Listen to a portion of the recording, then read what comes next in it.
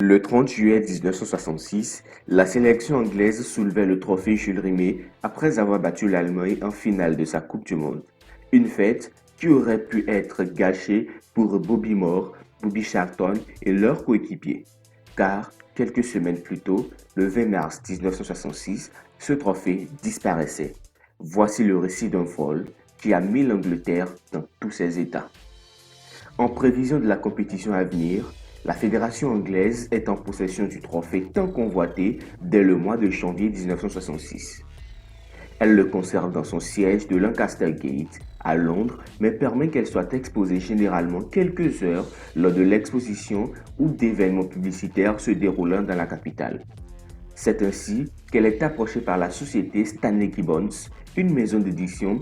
Fin février, la fédération anglaise accepte que le trophée Jules Rimet soit exposé par cette société lors des événements Stanpex dont l'édition met à l'honneur le sport et les timbres.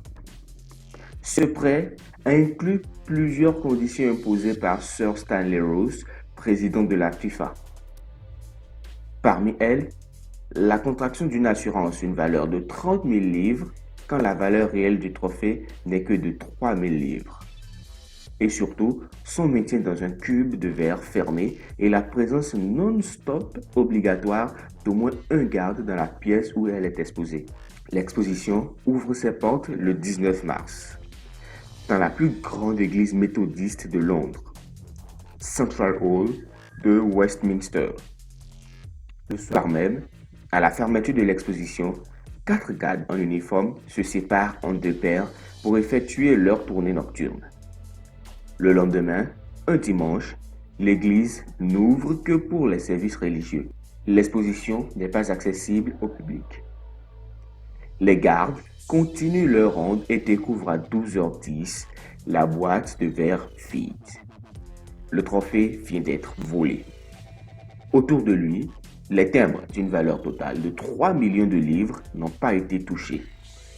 Ce dimanche 20 mars, l'Angleterre tout entière est sur les dents. Les détectives Scotland Yard interrogent tous les témoins potentiels et inspectent les lieux. Les voleurs ont ouvert depuis l'extérieur les portes de l'arrière du bâtiment.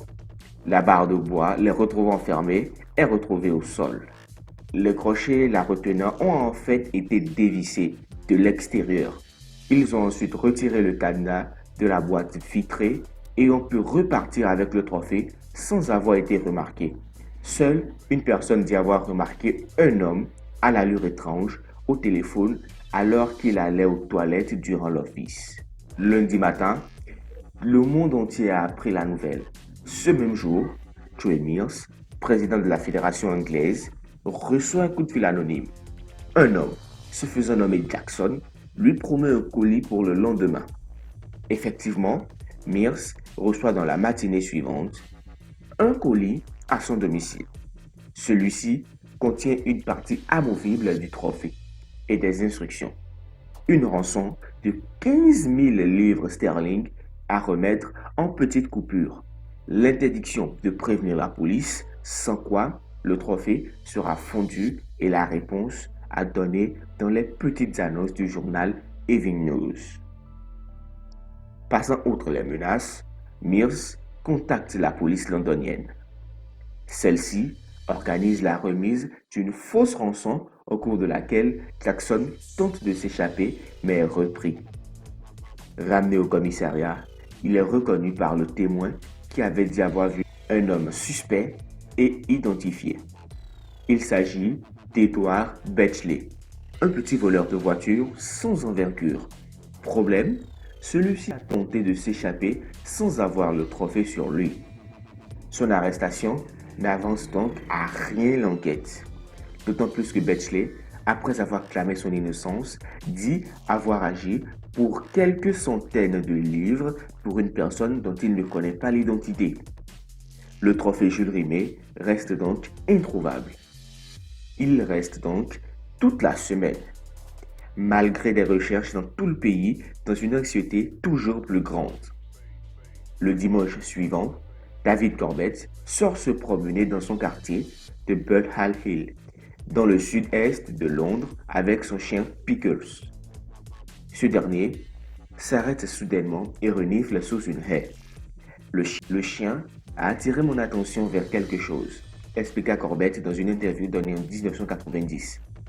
Je pensais que c'était une pompe, parce que l'IRA était très active à cette époque. C'était fermement emballé dans du papier journal. Je me suis aperçu en ouvrant qu'il s'agissait d'une petite statue. J'ai enlevé le papier en bas du socle et au fur et à mesure, j'ai vu les noms Allemagne, Uruguay, Brésil. Comme je suis fan de foot, je savais que c'était le trophée qui avait été volé. J'ai sauté dans ma voiture, je suis allé au commissariat, j'ai remis le trophée. La nouvelle se propage très vite dans le pays. Corbett reçoit 3000 livres sterling comme récompense et assistera au dîner avec les joueurs après la finale. C'est la seule fois où le trophée a été volé aussi longtemps. Certains disent que le trophée n'est pas vrai. Quant au trophée Jules Rimet donné par les Anglais, il sera remporté 4 ans plus tard par le Brésil pour la 3e fois. Les Brésiliens pourront en récompense le garder définitivement. Mais ironie du sort, ils se le feront dérober en 1983. Il n'a plus jamais été revu depuis. Dites-nous, qu'avez-vous pensé de cette histoire? Est-ce que le trophée avait lui aussi définitivement disparu en Angleterre et avait été falsifié par la Fédération anglaise avant d'être définitivement volé cette fois-ci et pour de vrai au Brésil? Dites-le nous dans les commentaires. N'hésitez pas à vous abonner, à liker, commenter et partager. Et sur ce les gars, ciao.